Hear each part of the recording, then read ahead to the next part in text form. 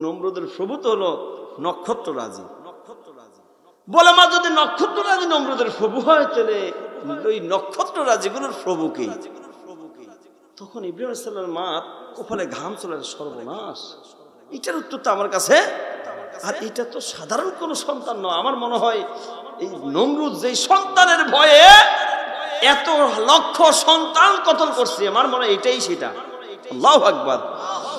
সঙ্গে সঙ্গে ইব্রাহিম আলাইহিস সালামের মা জবাব না দিয়ে এইভাবে মুখে কাপড় দিয়ে একটা দৌড় দিয়ে বের হয়ে গেলেন।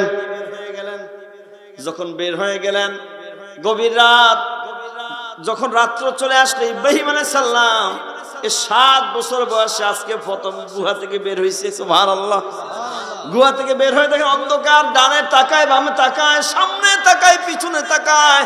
আসমানের দিকে যখন নজর দিলেন তখন দেখলেন বিসমিল্লাহির রাহমানির রাহিম। ফালাম্মা জান্না আলাইহিল লাইলু রাআ কাওকাবা ক্বালা হাযা রাব্বি ফালাম্মা আফালা ক্বালা লা উহিব্বুল আফিলিন। ইব্রাহিম খলিলুল্লাহ দেখলেন আসমানে ছোট ছোট তারকা দেখা যায়। হঠাৎ মনে পড়লো, রে আমার মা বলেছেন আসমানের তারকা রাজি নাকি আমার বাবার প্রভু, তাহলে এগুলো আমারই প্রভু। তখন ইব্রাহিম আলাইহিস সালাম বলেন ক্বালা হাযা রাব্বি, হে আসমানের তারকা, তোমরাই বুঝি আমার প্রভু। ও প্রভু, এই বলে যখন ডাকলেন, ও আসমানের তারকা, তোমরাই বুঝি আমার প্রভু। তাকিয়ে থাকতে থাকতে একটু এদিক সেদিক নজর দিয়ে আবার আসমানের দিকে তাকিয়ে দেখেন তারকা নাই। উনি পেরেশান হয়ে গেলেন, তারকা গেল কই? ফালাম্মা ফালা, তারকাগুলো যখন অস্তমিত হয়ে গেল, ইব্রাহিম খলিলুল্লাহ বলেন ক্বালা লা উহিব্বুল আফিলিন। না না না, অস্তমিত প্রভুর প্রতি আমি ইব্রাহিমের কোনো ঈমান নাই, বিশ্বাস নাই। যেটা অস্তমিত হয়ে যায় ওটা প্রভু হওয়ার কোনো যোগ্যতা রাখে না। উনি অস্থির হয়ে গেলেন, তাহলে আমি কোথায় গেলে আমার মাহবুবকে পাই? কোথায় গেলে আমি আমার আল্লাহকে পাই? কোথায় গেলে আমি আমার প্রভুকে পাই? কে আমার প্রভুর সন্ধান দিবে? এমন করতে করতে ইব্রাহিম খলিলুল্লাহ দেখেন এবার পূর্ব দিকে তাকিয়ে দেখেন পূর্ণিমার চাঁদ অনেক বড় করে চাঁদ উদিত হলো। চাঁদ দেখে খুশি হয়ে গেলেন। তিনি বলেন ফালাম্মা রাআল কমারা বাযিগান ক্বালা হাযা রাbb। যখন চাঁদ দেখলেন খুশি হয়ে গেলেন, ও চাঁদ, তুমি বুঝি আমার প্রভু, তুমি বুঝি আমার প্রভু বলে যখন ডাকলেন। ফালাম্মা আফালা, যখন চাঁদ অস্তমিত হয়ে গেল, ইব্রাহিম খলিলুল্লাহ বলে না না না না, অস্তমিত খোদার প্রতি আমার কোনো ঈমান নাই। ক্বালা লাইন লাম ইয়াহদিনি রাব্বি লাকুনান্না মিনাল কওমিদ দাল্লিন। ইব্রাহিম খলিলুল্লাহ বলেন, ও প্রভু, তুমি আমাকে সরল সঠিক পথ দেখাও। তুমি যদি আমাকে পথের দিশা না দাও, আমি আমার কওমের সঙ্গে, তাদের সঙ্গে পথভ্রষ্ট হয়ে যাব। ও মাবুদ, তুমি আমাকে পথভ্রষ্ট করো না, তুমি আমাকে সঠিক পথের দিশা দেখাও। এমন কাঁদতে কাঁদতে যখন রাত্র শেষ হয়ে গেল, ইব্রাহিম আলাইহিস সালাম দেখলেন পূর্ব আসমানে বিশাল আকারের একটা সূর্য যখন উঠতে শুরু করলো। ইব্রাহিম আলাইহিস সালাম বলে, তাহলে এটাই খোদা, এটাই। কত সুন্দর কথা দেখেন। ইব্রাহিম আলাইহিস সালাম বলেন ফালাম্মা রাআশ শামসা বাযিগাতান ক্বালা হাযা রাব্বি, এটাই বুঝি আমার খোদা। সূর্য দেখে বললেন ক্বালা হাযা রাব্বি হাযা আকবার, কারণ এটা হচ্ছে সবগুলোর চেয়ে বড়। ইব্রাহিম আলাইহিস সালাম বলেন যেটা বড় হবে সেটাই তো খোদা হবে। আল্লাহু আকবার। যেটা বড় হবে সেটাই খোদা হবে, কারণ খোদার চেয়ে আর কেউ বড় নাই। এই বড় সূর্য দেখে যখন খোদা বলতেছেন এটাই বুঝি তাইলে খোদা। এবার যখন উপর দিকে সূর্য উঠতে শুরু করলেন, উঠতে উঠতে যখন সূর্যের হিট দেওয়া শুরু হলো, ইব্রাহিম আলাইহিস সালামের কপালে ঘাম এসে যায়। ইব্রাহিম ইব্রাহিম আলাইহিস সালাম বলে, হ্যাঁ এটাই তো খোদা হয়, যার হিট বেশি, যার পাওয়ার বেশি, সেই তো খোদা হতে পারে।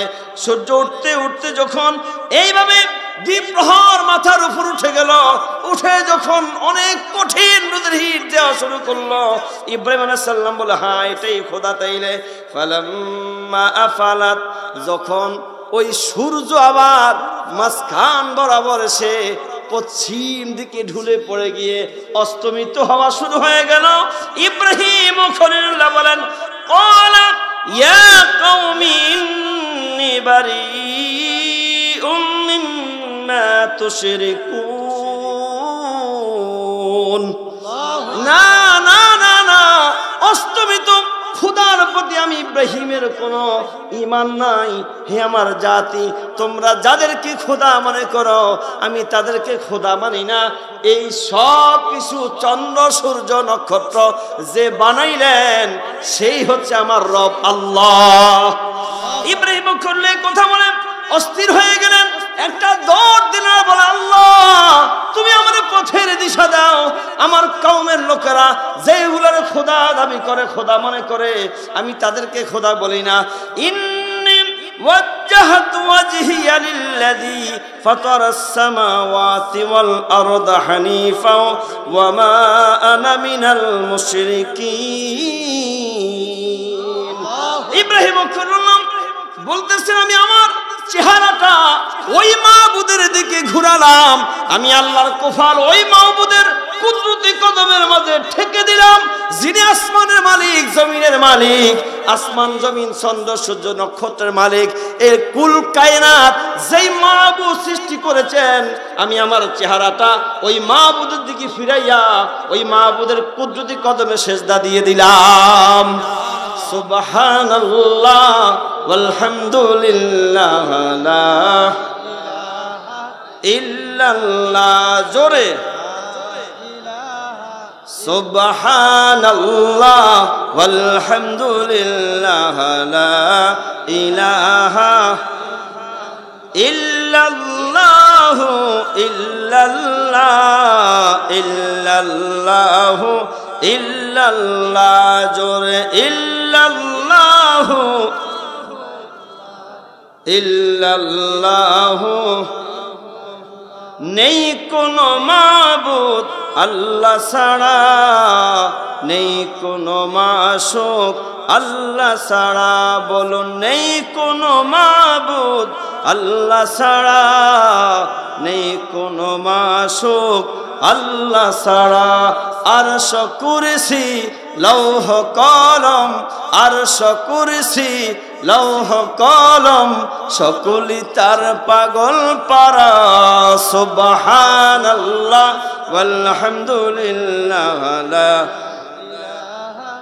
ইল্লাল্লাহ, সুবহানাল্লাহ ওয়ালহামদুলিল্লাহ ইল্লাল্লাহ ইল্লাল্লাহ ইল্লাল্লাহ ইল্লাল্লাহ, জোরে ইল্লাল্লাহ ইল্লাল্লাহ। নেই কোনো মাবুদ আল্লাহ ছাড়া, নেই কোনো মাশূক আল্লাহ ছাড়া। বলুন, নেই কোনো মাবুদ আল্লাহ ছাড়া, নেই কোনো মাশূক আল্লাহ ছাড়া। আরশ কুরসি লৌহ কলম, আরশ কুরসি লৌহ কলম, সকলি তার পাগল পারা। সুবহানাল্লাহ ওয়ালহামদুলিল্লাহ লা ইলাহা ইল্লাল্লাহ, সুবহানাল্লাহ ওয়ালহামদুলিল্লাহ লা ইলাহা ইল্লাল্লাহ মুহাম্মাদুর রাসূলুল্লাহ সাল্লাল্লাহু আলাইহি ওয়াসাল্লাম। ইব্রাহিম আলাইহিস সালামের বয়স যখন 16 বছর, কিশোর পার হয়ে যৌবনে যখন পড়লেন, এইদিকে তো অনেক বিশাল আলোচনা যে এখানে ওনার বাবা এবং চাচা নিয়ে তাফসিরে মতভেদ আছে। ওনার বাবা ছিলেন আজর, চাচা ছিলেন তারেক। তো পরবর্তীতে বাবার ইন্তেকালের পরে ওনার দায়িত্ব না চাচার হাতে আসছে। কার হাতে? চাচার হাতে। তো চাচাকেই বাবা ডাকতেন। চাচাকে কি ডাকতেন? ওই কথাটাই আল্লাহর কোরআনে আসছে। কিন্তু কোরআনে ওনার বাবার নাম বলা হয়েছে আজর। আর আমরা ওনার ইতিহাস খুললে দেখা যায় যিনি তারেক বলা হয় উনি ছিলেন ওনার চাচা। উনি ছিলেন নমরুদের খুব কাছের, খুব খাস লোক। তারেক মূর্তি বানিয়ে বাজারে বিক্রি করতেন। মাঝে মাঝে ইব্রাহিম আলাইহিস সালাম বলতেন তুমি একটু চলো না। তো ইব্রাহিম আলাইহিস সালাম বিভিন্ন রকম ভাবে অজুহাত দেখিয়ে মূর্তি নিয়ে বাজারে যাওয়া থেকে বিরত থাকতেন। উনি ভাবতেন হাই হাই কয় কি রে, আমি বুঝি মূর্তি নিয়ে বাজারে যাব। উনি এটা নিয়ে যাইতে চাইতেন না। একদিন ইব্রাহিম আলাইহিস সালাম এমন ভাবে ওনার বাবা ইব্রাহিম আলাইহিস সালামকে বললেন যে আজকে না গিয়ে আর উপায় নাই, যে আমি আজকে থাকবো না, তোমার দায়িত্ব হচ্ছে এই মূর্তিগুলো সব নিয়ে মাথায় করে বাজারে গিয়ে বিক্রি করবা। মনে করেন 40-50টা ছোট ছোট মূর্তি, এগুলা মাটি দিয়ে বানানো। এগুলা একটা খানজি ছিলেন না ওড়া ছিলেন? কি ছিলেন? খাসা, বড় বড় জাপি কি ছিলেন, কি বলে এটারে? খাসা। আমাদের বলে খানজি, ওড়া, এরকম খাসার মধ্যে নিয়ে বাজারে নেওয়া লাগবে। বাবা তো উনি চলে গেলেন, কিন্তু উনি চিন্তা করতেছিলাম হ্যাঁ কয় কি আমি কি করে এই মূর্তিগুলো মাথায় নিব? আমি তো এক আল্লাহ বিশ্বাসী করি, সুবহানাল্লাহ। এই মূর্তিটা আমি মাথায় নিব না, এটা কি করে আমার মাথায় উঠতে পারে? উনি তখন পেরেশান হয়ে গেলেন কি করা যায়। যখন ওনার চাচা বা বাবা চলে গেলেন, এখন উনি আজকে বাজারে না নিয়ে গেলেও কিন্তু বিপদ আছে, মাথায় ওটা নেওয়া যাবে না। তখন উনি রশির ব্যবস্থা করলেন। রশির ব্যবস্থা করে প্রত্যেকটার এক একটা মূর্তির পায়ের মধ্যে একটা করে রশি বাঁধলেন। বেঁধে সব রশি একত্রিত করে নিজের কোমরে বাঁধলেন। বেঁধে হাঁটা শুরু করছে। কি শুরু করছে? আচ্ছা বলুন, মাটির তৈরি মূর্তি, হাত আছে, পা আছে, নাক আছে, এগুলা যখন হাঁটা শুরু করে এটা কি এক অবস্থায় থাকে? ইব্রাহিম আলাইহিস সালাম অনেকক্ষণ হাঁটার পরে খোদার কি হাল দেখে, একটার উপরে একটা ফড়ি বাড়ি খাইয়া, কোনটার হাত নাই, কোনটার কান নাই, কোনটার পা নাই। হায় হায় কি যে হাল! আর ইব্রাহিম আলাইহিস সালাম মুসকি হাসতে হাসতে বাজার পর্যন্ত গেলেন, নিয়ে এগুলোর সবগুলো আবার খাঁচায় ঢুকালেন। ঢুকিয়ে ইব্রাহিম আলাইহিস সালাম বসে আছে, বিক্রি করবে। কি করবে? আচ্ছা বলুন তো, এই ভাঙ্গা এই মূর্তিগুলা কেউ কিনবে? দীর্ঘ সময় উনি বাজারে বসে আছেন। ইব্রাহিম আলাইহিস সালামের বাবা উনি আসলেন, এই কেমন বিক্রি হলো? কেউ তো কিনে না। কেন কিনে না? কয়ে দেখো কি হাল মূর্তি। সর্বনাশ, আমার এত কষ্টে বানানো মূর্তিগুলোর এই হাল করছো তুমি, কিভাবে ভাঙছো? কয় না বাবা, আমি কি করে ভাঙবো? তাইগুলো ভাঙলো কিভাবে? কার আমার কি দোষ? আমি তো ওদেরকে নিয়ে বাজারে আসতেছিলাম, ফদের মাঝে এরা নিজেরা মারামারি যুদ্ধ করে একটা আরেকটার হাত পা ভেঙে ফেলছে। কয় ইব্রাহিম তুমি এটা কি বললা? হ্যাঁ, এরাই নিজেরা মারামারি করছে, করে এরা একজনের হাত কান সব ভেঙে ফেলছে, ফাটাই ফেলছে। আমার দোষ কি? কয় ইব্রাহিম এটা কি মারামারি করতে পারে? ইব্রাহিম খলিলুল্লাহ বলে, বাবা তুমি নিজের মুখে বলে এরা মারামারি করতে পারে না।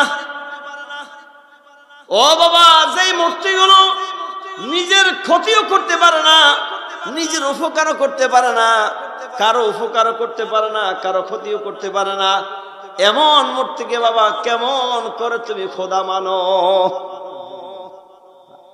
উনি বুঝে ফেলছে ঘটনা বেশি ভালো না। বলে চলো কথা বাড়ানো দরকার, চলো বাড়ি চলে আসছে।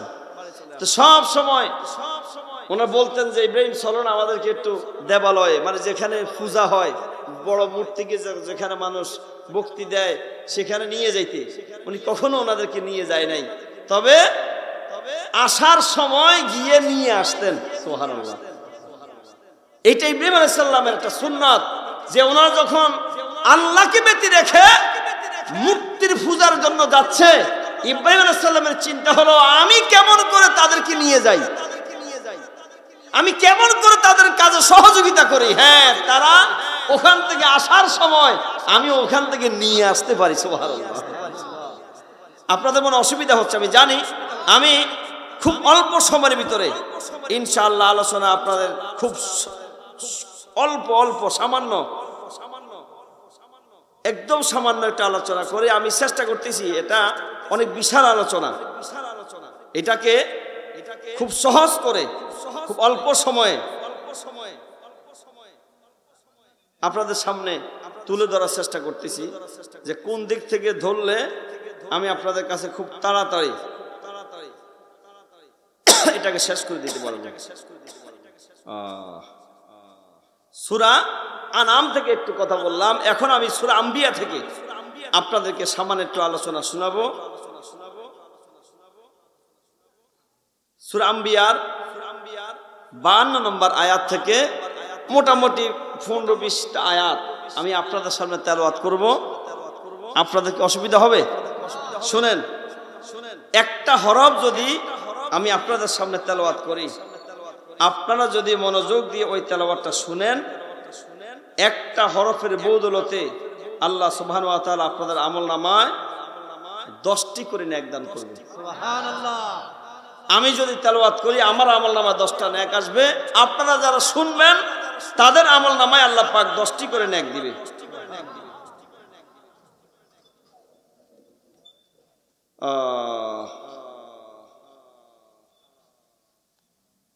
ইব্রাহিম আলাইহিস সালাম একদিন ওনার বাবা, চাচা, আরো কয়েকজন নমরুদের খুব কাছের লোক সহ কথা বলতেছিলেন। ইব্রাহিম তুমি কেন আসো না? কেন তুমি নমরুদের কাছে যাও না? বিভিন্ন রকম কথা বলতেছে। তখন ইব্রাহিম আলাইহিস সালাম বলতেছে, আচ্ছা বাবা, তোমরা যে এই মূর্তিগুলোর পূজা করো এগুলো আসলে কি, মানে এটা কেন করো, আমারে আগে এটা বুঝাও। আমার যদি বুঝ আসে তাহলে আমি যাই না যাই সেটা আমার সিদ্ধান্ত, কিন্তু এগুলা কি আমার এটা বুঝানো লাগবে। কোরআনের ভাষায় কথাগুলো বলেন। বিসমিল্লাহির রহমানির রহিম।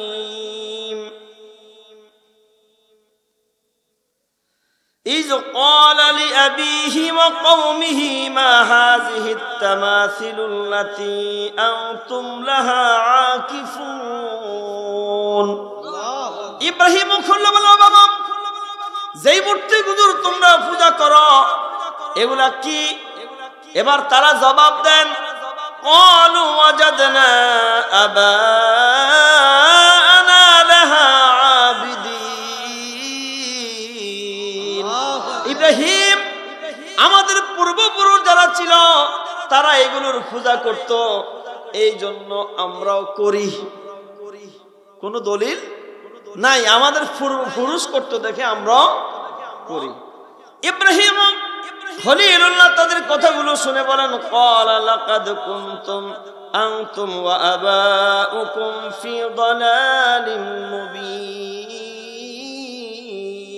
আল্লাহু আকবার। এ আমার সম্প্রদায়, তোমরা পথভ্রষ্ট, আর তোমাদের পূর্বপুরুষ যারা এই কাজ করছে তারাও পথভ্রষ্ট ছিল।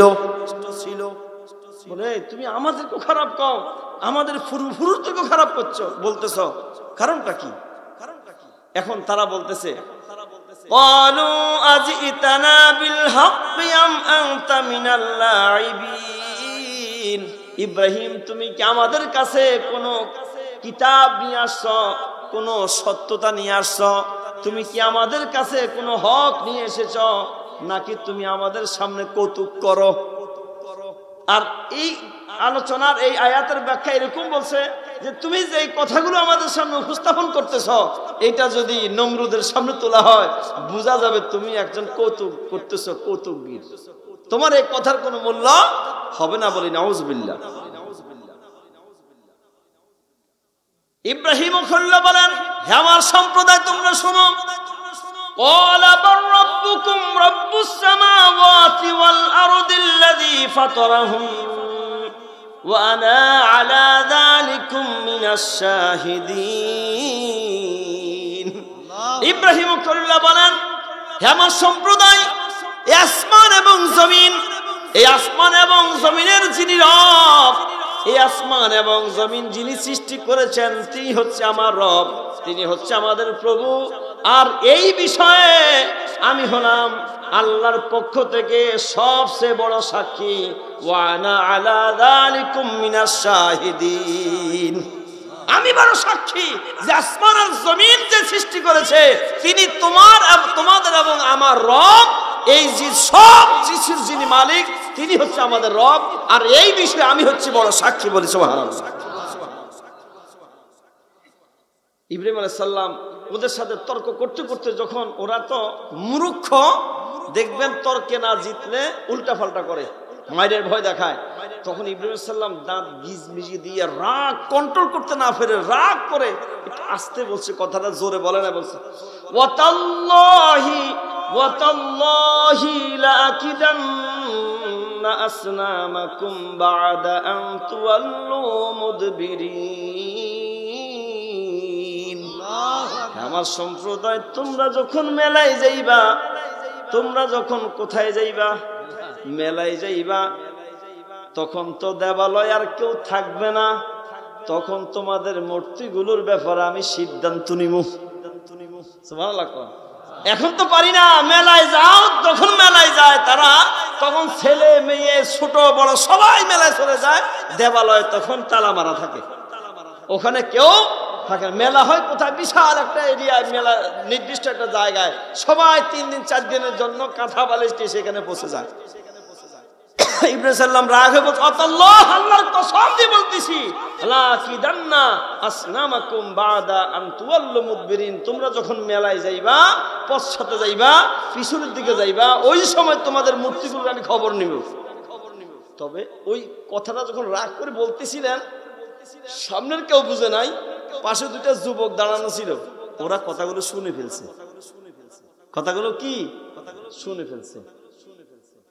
এবার তারা মেলায় যাবে। ইব্রাহিম আলাইহিস সালাম, ইব্রাহিম কি, চলো মেলায় যাই। ইব্রাহিম আলাইহিস সালাম মন এত রাগ, কিন্তু এখন রাগ দেখালে হবে না। উনি একটু মাথা নিচের দিকে দিলেন, চোখ বন্ধ করে, আবার আসমানের দিকে একটু তাকালেন, চোখ খুললেন। এবার তাদের দিকে তাকায় বলে, না, আমি যাব না। তো তারা বুঝছে কি, ইব্রাহিম তো জ্ঞানী, নিশ্চয়ই সে অনেক কিছু জানে।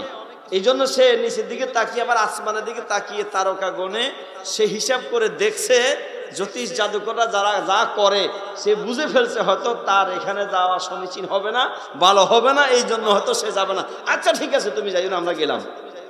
ইব্রাহিম সালামকে যাও যাও। সবাই মেলায় গেছে। কই গেছে? মুসলমান কি মেলায় যায়? কারা যায়? কি বাংলাদেশে কয় কোটি হিন্দু? কয় কোটি হিন্দু মেলা বাংলাদেশে? মেলায় গেলে দেখবেন শতকরা 80% শুধু মুসলমান। কি কয়? কোন মুসলমান মেলায় যেতে, এটা তাদের ধর্ম, আমরা হিন্দুদের বিরোধিতা করি না। এটা যার যার ধর্ম শেষে পালন করবে, তার স্বাধীনতা আছে, ঠিক আছে। কিন্তু ইন্নাদ-দীনা ইনদাল্লাহিল ইসলাম, আল্লাহ পাকের একমাত্র কেবলমাত্র শুধুমাত্র মনোনীত ধর্ম হলো কি? ইসলাম। কিন্তু কোন ধর্মের প্রতি হস্তক্ষেপ করা যাবে না। জোর করে কাউকে মুসলমান ইসলাম ধর্ম গ্রহণ করার জন্য জোর করা যাবে না, তাদেরকে কষ্ট দেওয়া যাবে না। ওই হিন্দু খ্রিস্টান বৌদ্ধ যারা এই সংখ্যালঘু আছে, আমাদের 90% মুসলমানের দেশে আমাদের কর্তব্য তাদের জানমালের হেফাজত করা। কথা বুঝতে পারছি? কিন্তু তাদের মেলায় যাওয়া নয়। আমরা তো বলি ধর্ম যার যার উৎসব সবার না, ধর্ম যার যার উৎসব তার তার। যদি ধর্ম যার যার উৎসব সবার হয়, আমরা মুসলমান যে এইভাবে মেলায় যাই, তাহলে হিন্দুরা ওইভাবে আমাদের ঈদের জামাতে আসা লাগবে। বলুন, আমাদের ঈদের জামাতে জীবনে কোনোদিন কোনো হিন্দু দেখছেন? তা আমরা মুসলমান যাই কি যাই না? শুধু যাই না নয়, হিন্দুদের চেয়েও আমরা কিছু মুসলমান ওখানে বেশি আনন্দ পাই। আল্লাহ হেদায়েত করে বলি আমিন। আরো জোরে বলি আমিন। খুব খেয়াল। যারা তখন রওনা দিলেন, فجعلهم زجاجا إلا كبيرا لهم لعلهم إليه يرجعون। আল্লাহু আকবার। ইব্রাহিম খলিলুল্লাহ যখন দেখলেন সবাই চলে গেছে, দেবালয় খালি, বিশাল দেবালয়ের দরজা, লোহার দরজা। ইব্রাহিম আলাইহিস সালাম একটা কুঠার হাতে নিলেন, কুড়াল কি বলে, কুড়াল, এইভাবে কাঁধে নিয়ে রওনা হয়ে গেলেন। দেবালয়ের দরজা বিশাল লোহার দরজা, চাবি নাই, তালা খুলবি কি করে? ইব্রাহিম খলিলুল্লাহর পয়গম্বর দরজা হাত দিলেন, অটোমেটিক তালা খুলে বিশাল দরজা খুলে গেছে। ইব্রাহিম আলাইহিস সালাম ভিতরে গেলে জীবনে প্রথম ইব্রাহিম খলিলুল্লাহ দেবালয়ে ঢুকলেন আজকে প্রথম। গিয়ে দেখেন আল্লাহু আকবার, বিশাল একটা দেহ, বিশাল একটা মূর্তি, তার ডানে বামে আরো শত শত মূর্তি, ছোট বড়, টিঙ্কু পিঙ্কু বহুত মূর্তি, কারো জিব্বা বাড়ি করা, কারো হাত ভাঙে এরকম, আবার একটা এইভাবে একটা বল্লম মারা, একটার ফেটের ভিতরে কয়েক রকমের মূর্তি। এবার সামনে গিয়ে দেখেন সামনে নিচে টের মধ্যে কত হাজার রকমের ফল ফ্রুট, দুধ, কিন্তু কোনোটাই খায় না কেউই। ইব্রাহিম খলিলুল্লাহ বলেন, ও বড় খোদা, তুমি বুঝি বড় খোদা, আর এগুলা বুঝি তোমার ছোট খোদা? ব্যাপার কি, কথা কও না কা? এ ছোট খোদা, তোমাদের বড় খোদা মনে রাগ করছে, কথা বলে না, তোমরা বলো যে ছোট গুলো কথা বলে না। ইব্রাহিম খলিলুল্লাহ বলে, ব্যাপার কি, তোমাদেরকে যারা খোদা মানে কত ভক্তি করে, কত খাওয়া দেয়, কত তাজিম করে, কিন্তু তোমরা তো কথা বলার শক্তি রাখো না। এবার ইব্রাহিম খলিলুল্লাহ বলেন, আমি কেন আসছি জানোনি? না, জানো না। এই দেখো আমার কাঁধে যে কুঠার দেখা যায়, কুড়াল দেখা যায়, এই কুড়াল দিয়ে আমি আজকে যুদ্ধ করব, যুদ্ধ করার জন্য আসছি। এবার বড়টার দিকে তাকিয়ে বলো, বড় খোদা, এই যে আমার হাতের কুড়াল দেখো, এই কুড়াল দিয়ে আমি তোমার ছোট একটা একটা করে ছোট খোদা গুলারে মারতে থাকবো। তোমার যদি কোনো শক্তি সাহস পাওয়ার থাকে, আমি ইব্রাহিম খলিলুল্লাহর কুড়ালের হাত থেকে তোমার ছোট খোদা গুলারে বাঁচাও। সুবহানাল্লাহ, বাড়ি যে কোন ইব্রাহিম খলিলুল্লাহ এবার ছোট একটা খোদার পায়ের মাঝে আঘাত দিয়ে পাটা ভেঙে দিয়ে বড়টার দিকে তাকায়, দেখে বড়টা নড়েও না, কথাও বলে না। এবার গর্দানের মধ্যে একটা কোপ দিয়ে মাথা দুই ভাগ করে মাথাটা ফেলে দিয়ে আবার বড়টার দিকে তাকায়, দেখ কিছুই বলে না। একটা একটা করে সবগুলো ছোট ছোট খোদা মূর্তি ভেঙে দিয়ে বড়টার দিকে তাকাইয়া বলে, বুঝলাম না, আমি একটা একটা করে তোমার চতুর্দিকের সবগুলো ছোট ছোট খোদা ভেঙে চুরমার করে দিলাম, হাত পা নাক কান কেটে দিলাম, তুমি দেখি কিছুই বলো না। ও আমি বুঝতে পারছি, তোমার ভক্তরা যত দুধ দেয়, সন্দেশ দেয়, যত খাওয়া দেয়, সব নিচে রাখে, তোমার মুখ পর্যন্ত ওঠে না, ছোটগুলায় সব পায়, সব খায়। আজকে তুমি খুশি, ছোটগুলাকে সব মেরে ফেলছি, তুমি একাই খাইবা, এই জন্য তুমি কিছু করো না। তবে তোমার খবর আছে। খবরটা কি, ইব্রাহিম খলিলুল্লাহ একটা মইর ব্যবস্থা করলেন। মইর ব্যবস্থা করে বড়রার কাঁধে মইটা লাগাইয়া আস্তে আস্তে করে ইব্রাহিম খলিলুল্লাহ উপরে উঠলেন, নিজের কাঁধের কুড়ালটারে নিয়ে বড় খোদার কাঁধে নিয়ে এবার মই দিয়ে নেমে ডাক দিয়া, বড় খোদা রে, এতক্ষণ খুশি ছিলা, ছোট খোদাগুলার মেরে ফেলছি, নিজেই সব দুধ সন্দেশ সব তুমি একা খাইবা, এবার তোমার সবগুলা খোদারে ভাঙ্গা আমি রওনা দিলাম। তোমার ভক্তরা যখন তোমার ঘরে আসবে, তোমার অবস্থা দেখবে, সবগুলো খোদার হাত পা সব ভাঙ্গা, গর্দান ভাঙ্গা, সব সুরমাসুর, তোমার কোনো ক্ষতি হয় নাই, তুমি তাজা, আবার তোমার ঘাড়ে কুঠার। তখন তোমার ওই ভক্তরা সবাই সিদ্ধান্ত নিবে এটা তোমার কাজ, নিশ্চয়ই বড় খোদা এই ছোট গুলারে মেরে ফেলছে। এটা বলে ইব্রাহিম খলিলুল্লাহ বের হয়ে চলে গেলেন। শয়তান আছে না, শয়তান খবর দিছে, কি খবর দেখো।